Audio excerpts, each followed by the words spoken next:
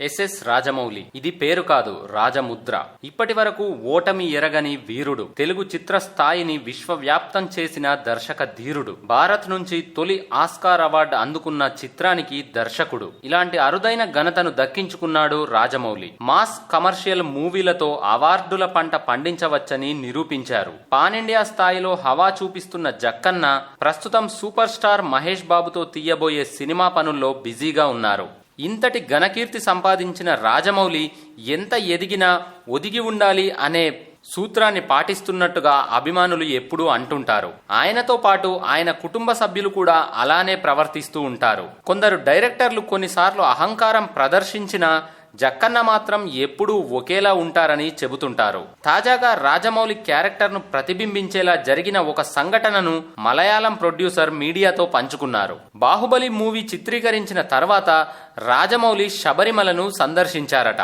ఆ సమయంలో star actor Pushpa fame Fahadh Faasil తండ్రి అయిన మలయాళ దర్శకుడు ఫాజిల్ను కలవగలరా అని రాజమౌళి అడిగారట. అందుకు ఫాజిల్ కూడా ఓకే చెప్పారట. దీంతో జక్కన్న ఆయనను కలవటానికి ఆయన వద్దకు వెళ్లారట. అయితే ఫాజిల్ను కలిసిన వెంటనే రాజమౌళి ఆయన పాదాలకు నమస్కరించారట. దీంతో ఒక్కసారిగా ఫాజిల్ షాక్ అయ్యారట. దేశమంతా బాహుబలి కోసం రాజమౌళి గొప్పతనం గురించి మాట్లాడుకుంటుంటే అలాంటి రాజమౌళి తన కాళ్ళు మొక్కడం చూసి ఫాజిల్ ఆశ్చర్యపోయారట. అయితే ఫాజిల్ సినిమాలే తన స్ఫూర్తి అని జక్కన్న ఆ సమయంలో చెప్పారట. ఇదంతా జరిగినప్పుడు అక్కడే ఉన్న ఒక మలయాళం ప్రొడ్యూసర్ ఇటీవలే ఈ విషయాన్ని బయటకు చెప్పారు. ఇక రాజమౌళే ఆశీర్వదించమని అడిగిన ఈ ఫాజిల్ ఎవరు అని ఒక్కసారిగా రాజమౌళి అభిమానులు సోషల్ మీడియాలో వెతకడం ప్రారంభించారు.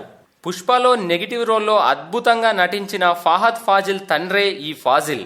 ఫాజిల్ తమిళ, మలయాళంలో ఎన్నో చిత్రాలకు దర్శకత్వం వహించారు. అలాగే నిర్మాణ రంగంలో కూడా పలు చిత్రాల్ని నిర్మించారు. తెలుగులో కూడా నాగార్జునతో కిల్లర్ అనే సినిమాని దర్శకత్వం వహించారు ఫాజిల్.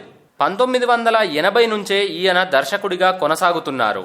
రిజల్ట్ పరంగా రాజమౌళి భారతదేశంలో ఎవరికీ అందనంత ఎత్తులో ఉన్న ఒక సీనియర్ దర్శకుని ముందు తన దర్పాన్ని ప్రదర్శించకుండా ప్రవర్తించడం నిజంగా రాజమౌళి గొప్పతనం అని అభిమానులు మాట్లాడుకుంటున్నారు.